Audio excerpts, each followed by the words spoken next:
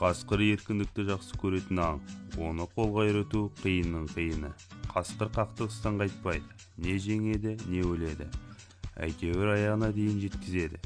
Қасқырлардың бойының биіктігі 70 см, ал салмағы 50 кг болады. Сәлем достар, бүгін біз сіздерге қасқырға қарсы төтеп бере алатын 7 түрлі итті көрсететін боламыз. Курбасар немесе әзербайжандық қойшы ит. Бұл ит Әзербайжанның таулы аймақтарында өмір сүреді. Әзербайжандықтар бұл итті мал бағу және оны қорғау үшін асырайды. Курбасарлар иесінен басқаға өте қауіпті, дос жанды иттердің қатарынан емес.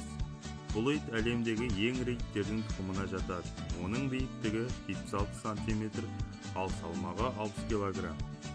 Курбасарлар 15 жыл ғана өмір сүреді. Құмай тазы. Бұл ежелгі мезолит дәуірінде қолға үйретілген ит. Бұл ит тұқымы Қазақстан және Орта Азия мен Таяу Шығыс елдерінде өмір сүреді. Адамдар бұл итті аңшылыққа пайдаланған, өте жылдам жүгіре алатын иттердің бірі. Бұл иттің бойы 70 см, салмағы 23 кг болады. Кангал. Кейде бұл ит түрін Анадолы овчаркасы деп те атайды. Бұл ит түрін адамдар ежелгі заманнан бері аңшылыққа қолданып келеді. Тарихшылардың айтуынша бұл ит түрі Вавилон империясы заманынан бері өмір сүріп келе жатыр. Бұл иттің бойы 75 см, салмағы 60 кг. Бұл досжанды ит, кез келген адаммен тіл табыса алады. Оңтүстік Африка Республикасы құс фабрикаларындағы тауықтарды жабайы гепардтан қорғау үшін осы ит түрін қолданады. Ирландық волкодав. Бұл итті ирландықтар әскери операцияларда аңшылыққа, күзетке пайдаланады. Ыстық пен суыққа төзімді, өте жылдам жүгіреді және әлемдегі ең биік ит түрі болып саналады. Оның биіктігі 79-80 см, ал салмағы 40-45 кг болады. 18-19 ғасырларда Англия мен Франция үкіметі мал шаруаларына қасқырдан қорғану үшін осы ит түрін қолдануды ұсынған болатын. Кавказ овчаркасы.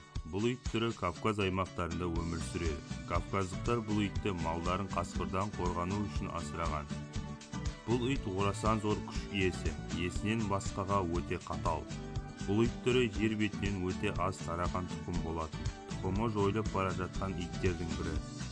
Бұл ит өте биік емес, оның бойы 68 см, салмағы 45 кг болады. Пиренейлік тау иті. Францияда өмір сүреді. Бұл ит түрін мал шаруашылығын күзетуге пайдаланған. Ақ мамық жүнді, бұлшық етті, мықты ит. Бұл иттің биіктігі 70 см, салмағы 50 кг болады. Тибеттік мастиф. Бұл ит түрі қазіргі Қытайдың Тибет жерінде өмір сүреді. Бұл ит түрі ежелгі аңыздар мен ертегілерде көп кездеседі, және Аристотель мен Марко Поло еңбектерінде де кездескен. Тибеттік монархтар бұл итті өздерін қорғау үшін қастарына ертіп жүретін болған. Бұл иттің күші орасан зор көп. Бойының биіктігі 77 см, салмағы 55 кг. Мінезі сабырлы, досжанды ит.